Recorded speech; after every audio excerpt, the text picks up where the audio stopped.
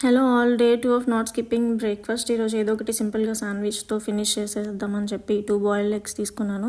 Sunday కదా, chicken ఎలాగో afternoon మంచిగా తింటామని చెప్పి జస్ట్ సింపుల్గా ఫినిష్ చేద్దాం అనుకుంటున్నాను. 2 బాయిల్డ్ ఎగ్స్ తీసుకున్నాను, మంచిగా స్మాష్ చేసేసుకోవాలి.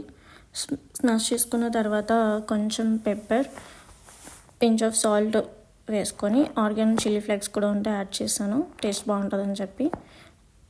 ఇవి రెండు కూడా వేసి ఇలా మంచిగా మిక్స్ చేసేసుకోవాలి. అలా కింద పడేయద్దు, మంచిగా వేసుకోండి మీరు. Finally chopped cucumber and onions కొన్ని వేసుకున్నాను. ఆనియన్స్ ఎక్కువ వేసుకుంటే బాగోదు ఫ్లేవరు, మొత్తం ఆనియన్ తింటున్న ఫీల్ వస్తుంది. సో జస్ట్ కొంచెం అలా యాడ్ చేసుకోండి.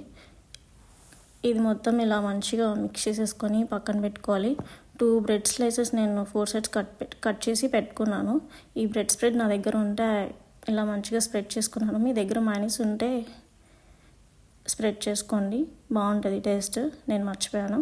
సో ఆ స్టఫ్ అలా మధ్యలో పెట్టి కట్ చేసుకోవాలి. శాండ్విచ్ రెడీ అయిపోతుంది. ఇంకా టీ పెట్టుకుందామని చెప్పి, టీ ఎలాగో నార్మలే కదా, జస్ట్ ఎలా పెట్టానో చూపించాను అంతే. ఈరోజు బ్రేక్ఫాస్ట్ ఇలా ఫినిష్ చేసాం.